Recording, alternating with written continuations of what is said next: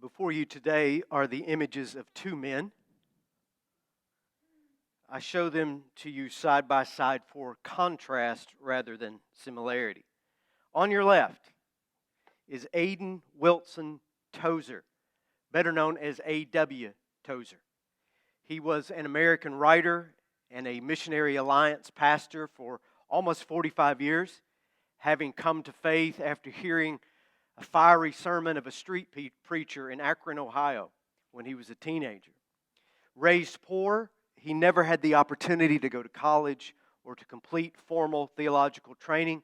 Rather, he was self-taught and he was brilliant, with the mind of a scholar, and he became the author of more than 24 books and years' worth of magazine articles and sermons.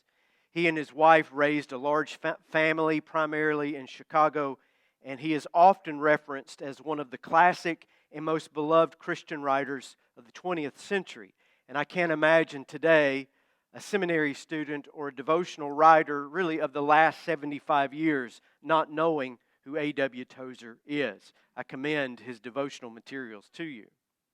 And on your right, a drawing that portrays François-Marie Arouet, better known as Voltaire, the French Enlightenment philosopher. There are a few similarities. As a teen, Voltaire considered himself a Christian and had been baptized into the church. He too was a prolific writer and poet like Tozer, a brilliant scholarly man as well. He was also influential. He had direct sway on Thomas Jefferson in the writing of the Declaration of Independence, and all scholars of the period who read the founding documents of the U.S. hear Voltaire's voice in those documents. But similarities end there. Voltaire came from a privileged family. He was wealthier than most people in Europe during his day. He was excessively educated, and he never married or had children. Voltaire was a deist. He believed in God, but as he grew older, his blistering condemnation of organized religion, particularly Christianity, became a hallmark of his career and his writings. Some of those condemnations are so severe and so vulgar at times, I can't quote them here, and I'll quote just about anybody. I can quote one line from Voltaire, however, but first let me quote A.W. Tozer. And I must say that these are my favorite of his words. Tozer said this: "What comes into our minds when we think about God is the most important thing about us. The most solemn fact about anyone is what he or she in their deep heart conceives God to be like." That is profound. And I think it's accurate. The God we conceive, the God of our understanding, our view of God, determines how we view ourselves, how we view others, how we view our world, our relationships, our responsibilities. The Christian proverb often recited is another way of saying this: you will become like what you worship.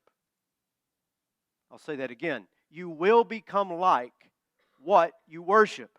If your God is hateful, angry, vengeful, easily offended, petty and small, you will become hateful, angry, vengeful, easily offended, petty and small.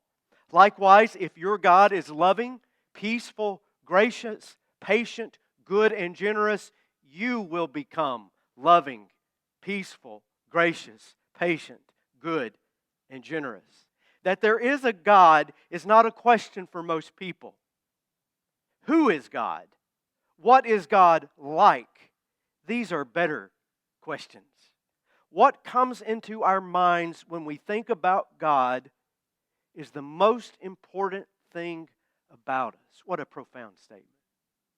And now to that one shareable quote from Voltaire. "In the beginning, God created man in His own image, and humanity has been doing the same ever since." Equally profound. Voltaire came to a razor-sharp conclusion that we humans create in our minds, in our thinking what kind of God we desire. We shape God into the God we prefer, the God that we want. Our concept of God is extracted and then projected. We take what we hope God to be and call it so. Again, Voltaire was a deist. He believed in the existence of God, but thought that we mere mortals could not deduce much about him or her or it. So that most of our ideas about God are human creations, not divine revelation. We design and produce the God that matches our mental image. We create the gods that we can respect and give ourselves to. It's a different take on that earlier mentioned proverb, one that Tozer was subscribing to. You will become like what you worship, Tozer would say. Voltaire would say it differently. God will become what you wish to worship. Now, I find both of these quotes remarkably accurate at the same time. One, what comes into our minds when we think about God is the most important thing about us. I absolutely agree. Our vision and interpretation of God is like a great stone thrown into a small pond. The ripples and the repercussions extend to every part of our life. But also, too, we are practiced in the art of creating God as we would have God to be. That's unavoidable as well. When you go in search of God, you are likely to find the exact God that you are looking for. If I can quote Anne Lamott, she says it best. When your God hates all the same people that you hate, you can be pretty sure that you have created your God in your image.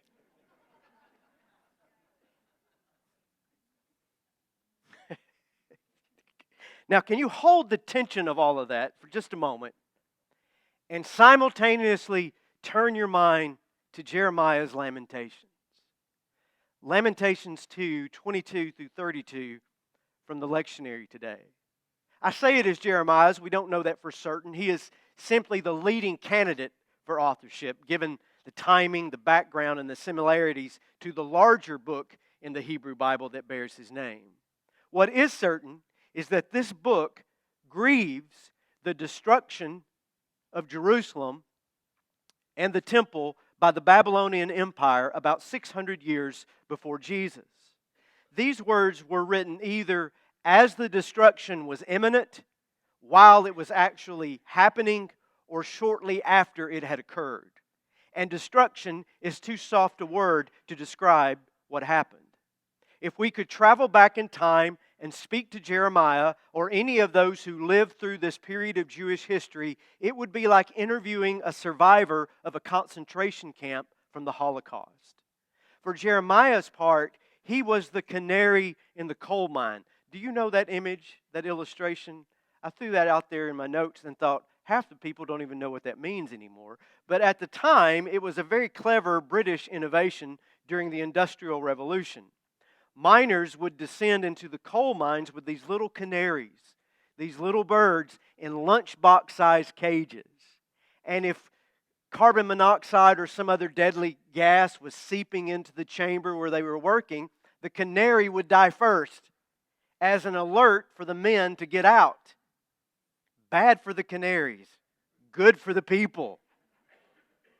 Even saw some pictures of some more compassionate miners that had a little oxygen bottle attached so that when the canary kicked, they'd squeeze the oxygen bottle and revive him and then run out.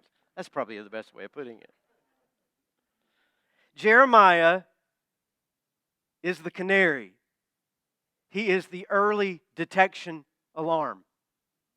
He, as prophets tend to do, begged his society to wake up from their slumber as their entire way of life was in serious jeopardy. Babylon was coming over the horizon like a horde of consuming vultures. But that society did not heed the warning. Thus, we find Jeremiah in the pose and position of lament as everything around him perishes in an apocalypse, and there's little to nothing that he can do about it. What is a lament a lamentation. It's a funeral dirge, is what it is. It's a deep, overwhelming sadness. It's a crying out in anguish. It is often open and public sorrow from a broken heart.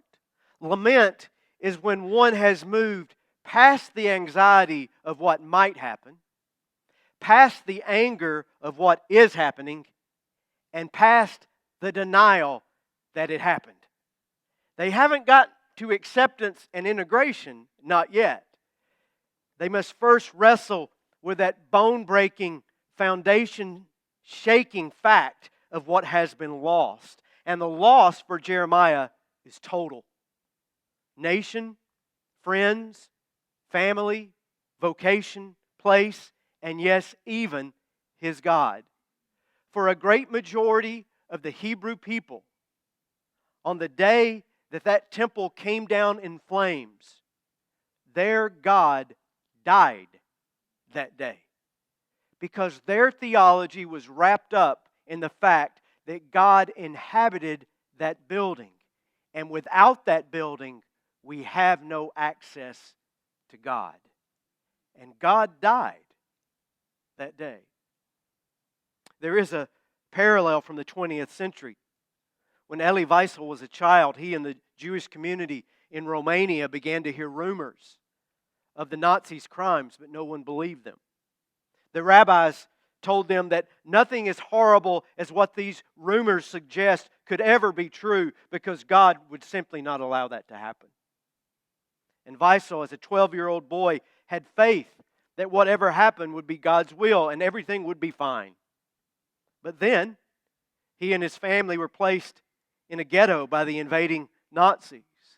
4 years later, when he was 16, his entire village was deported. His entire village was deported to Auschwitz.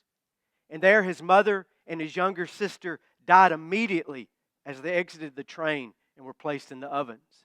He and his father were sent to the attached work camp where his father died. And still, Elie clung to his faith and thought of God as his personal protector. He believed that once again, that God, the God of Abraham, Isaac, and Jacob, would save his people as God always did at the last moment when everything seemed lost. But one incident cracked his faith. 4 men escaped the work camp one night and could not be found. And the commandant, as punishment, drew names and selected 4 prisoners to be hanged in front of the entire work camp to punish the entire work camp for the escape of the other 4. And one of those people selected was a 10-year-old little boy that Elie says had the face of a cherub. And the commandant puts them all on ropes and hangs them. And they are all so emaciated and so weak that it took an hour for them to die. They didn't have enough weight. And then every person in that work camp is commanded to walk in front of the line and to look into the faces of the dying. And as they are walking by, someone cries out from the crowd, "Where is God now?" And Elie Wiesel answered in his own heart, "Where is God? God is hanging dead on these gallows." He wrote in his memoirs this: "Never shall I forget those flames which consume my faith forever. Never shall I forget that nocturnal silence which deprived me for all eternity of the desire to live. Never shall I forget those moments which murdered my God and my soul and turned my dreams to dust. Never shall I forget these things, even if I am condemned to live as long as God Himself." And with that, we have entered into Jeremiah's book of Lamentations. That is what we read. This great loss of everything. This great loss of the core. This form of public prayer, protest, and therapy all wrapped into one. But it isn't hopeless. Just so you know, Elie Wiesel recovered his faith in his late 60s. wasn't hopeless. And it's not hopeless now. There are some beautiful words tucked inside this envelope of grief, words that form a confession, words about the love and the faithfulness, the compassion and the mercy of God. And yes, we know these words best in the form of Thomas Chisholm's English hymn, "Great is thy faithfulness, O God my Father. There is no shadow of turning with thee. Thou changest not, thy compassions, they fail not. As thou hast been, thou forever will be." And quoting Jeremiah, "No one is abandoned by the Lord forever. Though He brings grief, He also shows compassion because of the greatness of His unfailing love." And so I return to those opening quotes, now informed by Jeremiah and his lament. When I travel on an airplane, something that becomes less and less enjoyable as you get older. Amen? God. When I travel on an airplane and someone sits down beside me and they ask the inevitable question, "What do you do for a living?" If I am talkative, I tell them that I am a writer, because people find that very conversational. If I'm not talkative, I tell them that I'm a preacher. And then I have all the flight to myself. Pray for me tomorrow. I'll be boarding a plane, and I don't know who I will get sitting beside me. But seriously, with either of these vocations that I disclose, I get to have some wonderful conversations about God with people. And invariably, someone will say, and this just doesn't happen on an airplane, it happens all the time, "Well, I don't believe in God." And my answer has become this. Use this. "Me either." And then they get the ticks. Say, "What?" "No, me either." And then I clarify by saying something like this: "I am almost certain that if you will describe to me the God you don't believe in, I don't believe in that God either." And I give them space to talk about their God that they refuse to believe in, and it has never failed. It has never failed. I can't, I won't, I don't believe in the God they describe. Because the God they usually describe is a sadist, a monster, a capricious, thin-skinned invention of religious imagination. This God has been made in someone else's image and then forced onto others as the God of creation, universe, and eternity. And then sometimes, if the conversation goes long enough, I get to say something like this: "You know, the only God that I know is the one that I see in Jesus of Nazareth.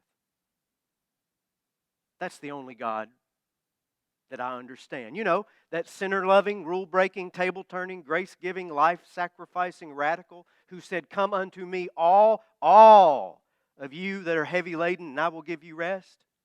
That's the God that I believe in." And on occasion, you might even get to talk about Lamentations 3, the God that Jeremiah describes: faithful, steady, compassionate, gracious. That's the only God that I can trust in a world that's blown to pieces day after day after day. I can't say that I have converted many people with these conversations. That's not my intention. But it has caused more than a few people to reconsider the God they say they believe or do not believe in. Because I can't tell people, I can't tell you what to think about God, but I sure would like more people to think about God. The God of their understanding. And one more revelation I have discovered in these conversations. Often when I come across the true believer that sits down beside me, the religiously committed Christian, they are so excited to find someone else like them. And they maintain their excitement if you talk about God in terms of judgment. God is one who hates the same people that we hate. God is angry, burning with damnation, casting sinners into the fire. A God who is furious and almost drunk on blood. A God that looks like a consuming vulture, ready to lay waste to all that is, except for the fortunate few. With those folks, I have a similar conversation. And if I get time, I say, the only God that I understand is the God that I see in Jesus of Nazareth. That sinner-loving, rule-breaking, table-turning, grace-giving, life-sacrificing radical who said, "Come unto me all ye who are weary and heavy laden, and I will give you rest." And if we can talk long enough, I might even get around to the God of Lamentations, the God that Jeremiah describes, who is faithful, steady, compassionate, gracious, merciful, and full of loving kindness. And to my great sadness, nothing seems to make some Bible-believing, God-worshiping Christians more happy than a God who longs to extinguish most of creation and the majority of the people who are living in it. The only angst is that God hasn't gotten around to doing it quick enough. And even more sad, a true lamentation. Nothing seems to draw out those same believers' fury more than when they are confronted with a loving God whose mercies never cease, who shows compassion because of the greatness of His unfailing love, a God that will abandon no one forever. Who would have ever thought that we would live to see the day when people who claim to know God would resent a loving, patient God? Who would have thought that to sing "Amazing Grace, how sweet the sound that saved a wretch like me" could be restricted to only those wretches in my camp and on my team, but not to anybody else? Do we create God in our own image? A form of confirmation bias, finding in God what we hoped was already there? Of course we do. But for good or bad, I think that says more about us than it says about God. Hear Tozer's words once more. Carry them with you as you begin your week. What comes into our minds when we think about God is the most important thing about us. The most solemn fact about anyone is what he or she in their deep heart conceives God to be like.